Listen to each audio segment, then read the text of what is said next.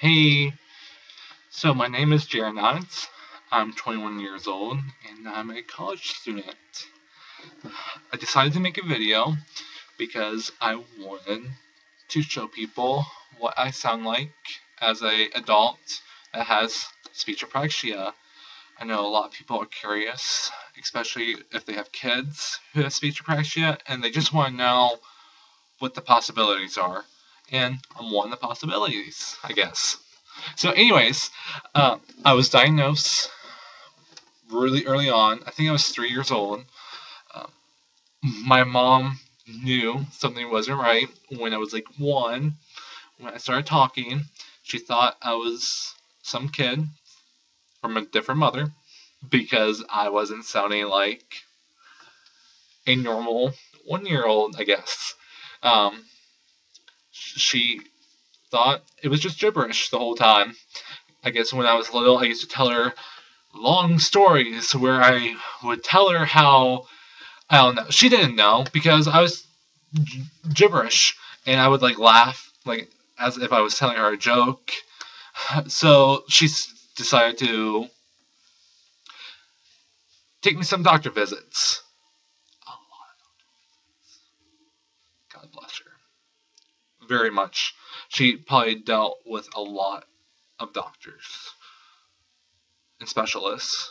So, anyways, I was diagnosed at 3, and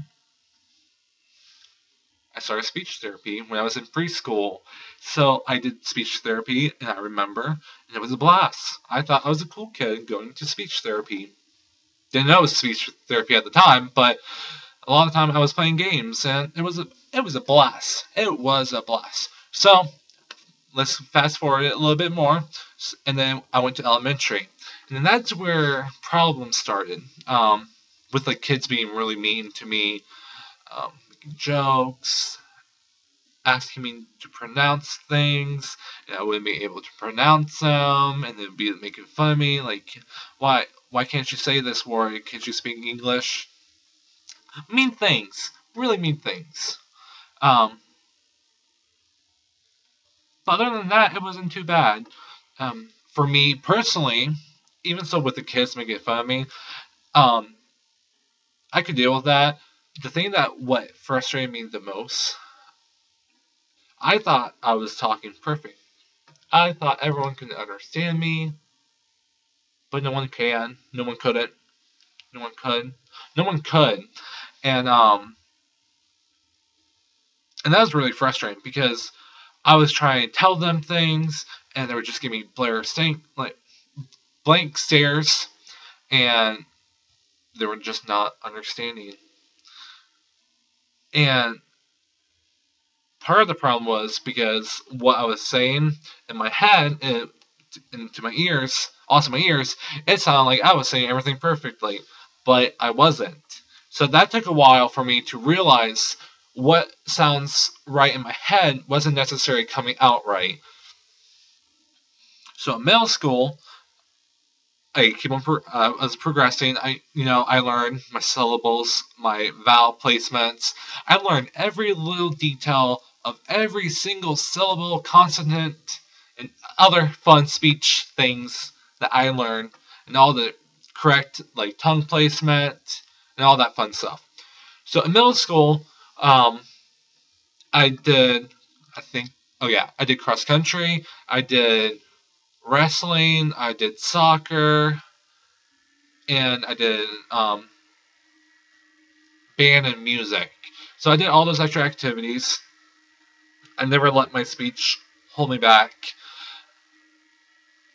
My mom, I think my mom or my sister told me this story about they took me to McDonald's, and I wanted to order really bad. I want to be a big kid. I want to tell the person what I want to eat, and they let me. Even so, God bless the cashier.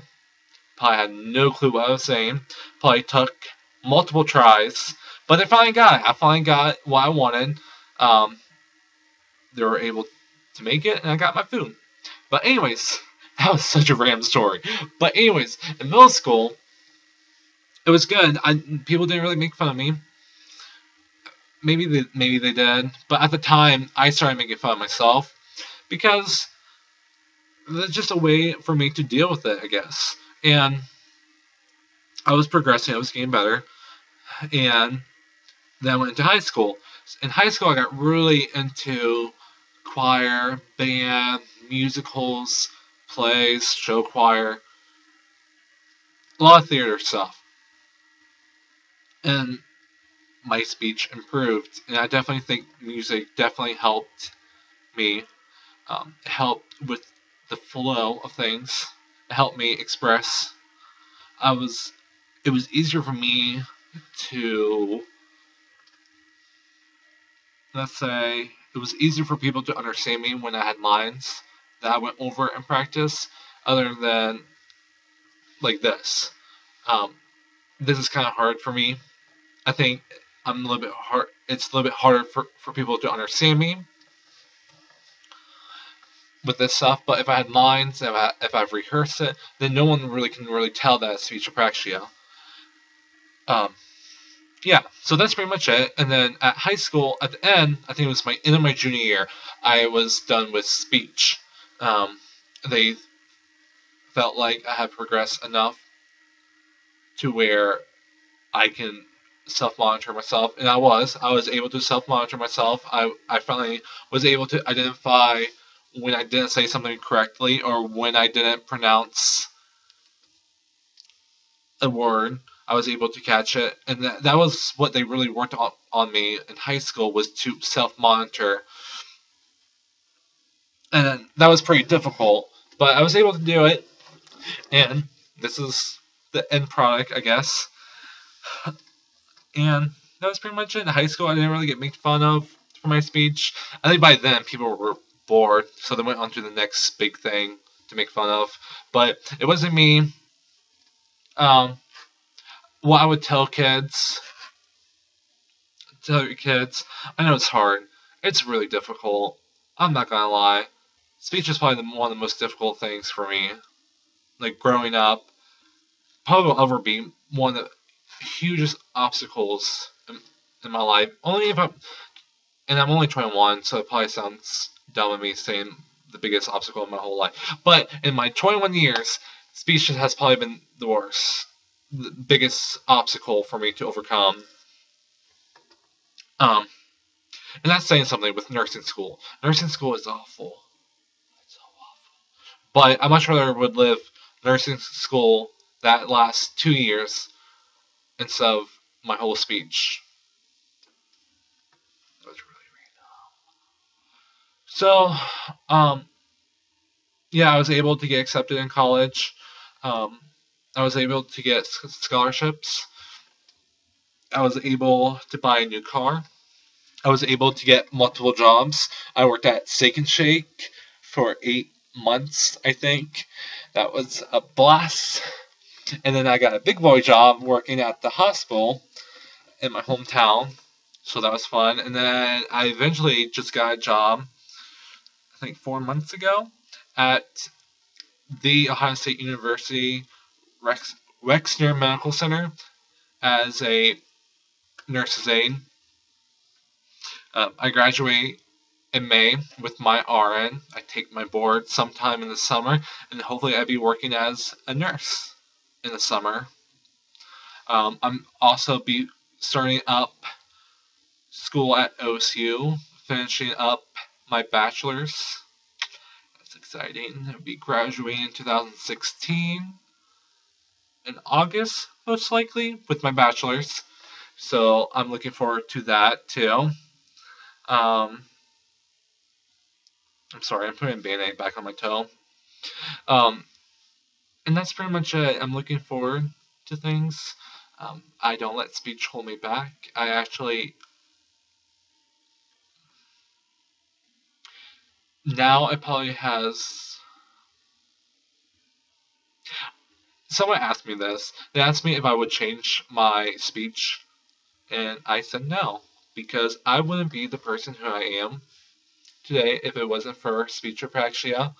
I think it's important to look in the positives of life, positive things in life, and I think it's really important And people might think it's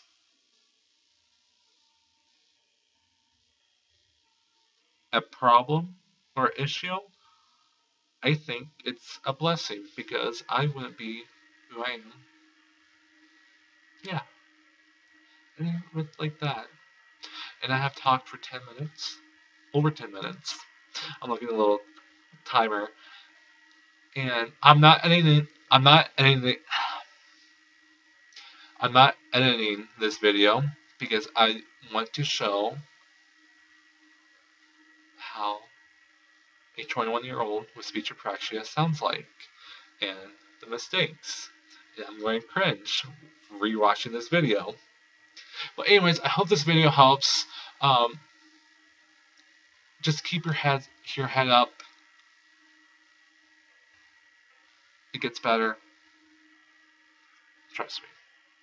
Trust me. Thanks guys for watching.